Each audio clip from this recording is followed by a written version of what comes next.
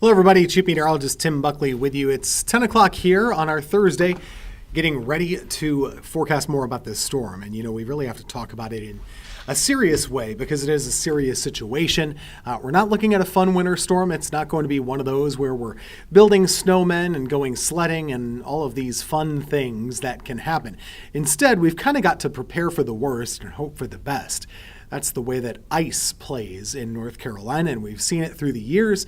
I think we'll see it again this weekend. The question is just, is it kind of bad or really bad? Those are both on the table for the whole of our area. So let's get to it here. We're talking about the impacts of the winter storm, which is starting Saturday afternoon at the earliest, expecting it to linger a little bit, kind of going farther along into late Sunday, and then the impacts will last, unfortunately, into Monday and Tuesday because cold weather starts to move in our way. So these are the impacts I'm expecting.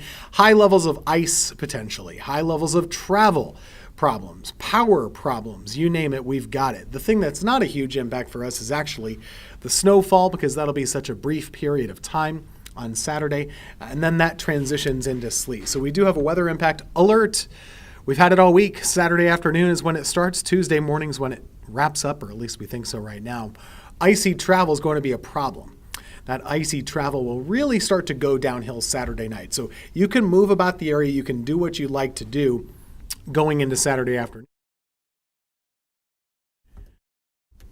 But you can't really do a lot of this of traveling on Sunday. That's just not something you're able to do. So once we get into Sunday morning, that's when we're starting to really see things go downhill pretty quickly. So Sunday morning into Sunday afternoon, that's when we get more of the ice variety, and we start to see that accumulating on the trees. It can weigh them down, and that's when we can get into problems with power outages, okay? So the main impacts here, icy travel, power outages, Arctic chill, afterwards. So we have a big level of impact here, and that's going to last over a long period of time.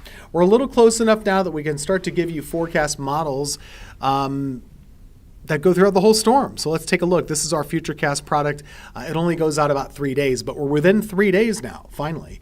Let's take a look at it. Saturday morning, you're clear. Nothing going on at that point. Temperatures will be in the low 20s. After that, we go into Saturday. In the afternoon and evening. That purple shade on the screen, that's meant to represent sleet. So that's your sleet starting to move in. That sleet's going to be an issue, but it's preferable to freezing rain. Sleet can bounce off everything and accumulate in the grass. It doesn't stick over all of the roads, but it is a problem. All the same, it is still going to accumulate, and it will make for difficult travel. So that's Saturday evening. This is around 10 o'clock. This is around 10 o'clock or so. Let's take a look going into Sunday morning. We're still dealing with sleet. The longer we can keep that around, the better. We would prefer to do that. We would like to do that. That's Sunday morning, but you start to see that other pinkish shade come into view. That's the freezing rain. And freezing rain, as a reminder, there's a difference between the two. Freezing rain is the glazed donut, sleet, the sprinkles on top of the donut. So let's take a look at that. This is only 5 a.m. now, 5 to 6 a.m. Sunday morning. Notice how the freezing rain starts to creep farther and farther north, so that by Sunday afternoon, we're dealing with freezing rain. We still have a good chunk of the storm left over, and I think we'll have to deal with some problems. Some pretty significant icing is likely. Just to finish off that run for you, there's Sunday morning. Here's Sunday afternoon, and that's the end of it for our computer model. But notice how it has us warming up throughout the day. I think it's wrong in that regard. I don't think it's going to warm up that much to around 32 by the end of it. I don't think that's right. But in any case, we got issues here. So let's talk about amounts. The snow and the sleet, that's not the headline here. But there is going to be a lot of sleet on the ground, and it should be around 1 to 2 inches. Across most of the Piedmont Triad area. Closer to 2 and 3 and maybe even 4 inches the farther north that you go. And then farther south that you go, more like a coating to an inch. Again, this is not pretty. It's not that fun, but it is an issue because you got to drive in this. Or you shouldn't drive in it. You got to wait for it to get off the roads. Moreover, so it's just a lot of things that'll be on the roadway. Here's the problem, okay? And this is our freezing rain risk map, which I've edited a little bit. I do think we have some problems here. So when we're talking about who has a 1/4 of an inch of ice or more, that's when you start to get into problems. Quarter of an inch is when you start to get into problems. So that would include Winston-Salem, Lexington, Greensboro, Reidsville, Burlington. All of you would be in this quarter inch to half inch zone. That's plenty enough to down power lines and down branches here and there. The farther south you go, maybe a bigger chance, unfortunately, of higher amounts because you switch over to that freezing rain more quickly, remember? So that's part of the issue. You could see over a half an inch down there, and that's really a problem. And that extends from Raleigh all the way to Charlotte, by the way. So this is a big chunk of the state's population that's dealing with some truly, truly awful amounts of freezing rain. As far as freezing rain impacts, it looks something like this. You can see here moderate, severe, and minor. Take a look. We're showing you that once you're at 1/10 of an inch, you start to see some sagging on the trees, but it's usually not all that bad. Moderate impacts over a quarter of an inch, definitely having some issues, but over half an inch doesn't happen all that often. There's a lot going on. That's when you have widespread tree damage, widespread power outages. That's an ice storm you never forget once you get over half an inch. And we've had some of those, and we'll continue to have those. It's part of our climate in North Carolina to get these kind of storms.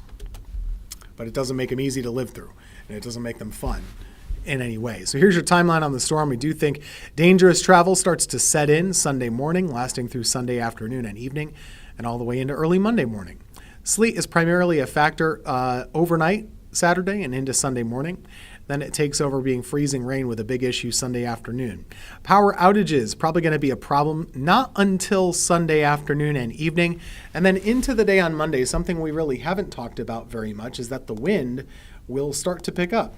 So it starts to get pretty windy out there by the end of the storm. So you already have ice in the trees. And then at that point, you're going to start to create some gusty winds also. Even on Sunday, there's a bit of a wind outside. It's not terribly strong. But we do still have some winds blowing around on Sunday afternoon. My graphic is loading here, so that's why the numbers and everything don't really match up quite nicely. But it will get pretty gusty by the end of Sunday, and then by Monday, I think we could have some wind gusts around 30 miles per hour on your Monday, and that could bring down some trees as well. Bottom line, we're going to see a lot of mixed precipitation here. Snow is easy to understand. It's always just below 32 the whole way. Sleet, that's when you have a little layer of warm air above our heads. And that's a problem because that melts the snowflake and then you refreeze it into an ice pellet. But if you have a lot more of the warm air, that's when you can have freezing rain. Freezing rain is the worst. It is the heaviest precipitation on trees and on power lines because it weighs them down. It freezes on contact and then there's no real way for you to get that weight off the trees, and so sometimes they snap and they do in fact break. We do have a winter storm watch for the entire area. That goes until Monday. Tomorrow this will be upgraded to a winter storm warning. They do that usually within about 36 hours. Temperatures behind the storm are going to be exceptionally bad. So on Monday and then into Tuesday morning, you can see what we're dealing with. This is around 5 a.m. on Tuesday. Think about if you don't have power. This is kind of what you're fighting outside. And so this is brutally cold air, and a lot of us are not going to have power to deal with that. And then even during the daytime hours next week, it will still be cold out there. So this is a big deal.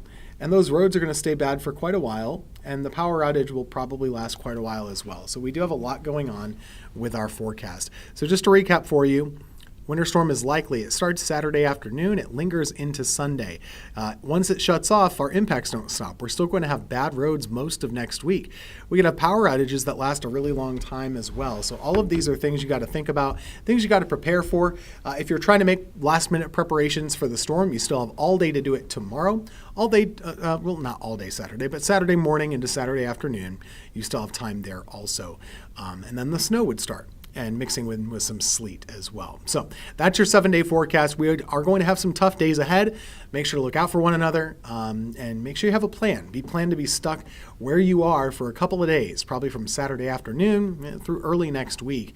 That's just the way it is. So we'll be tracking it for you every step of the way. We'll see you again right here at 11 o'clock for News 2 at 11.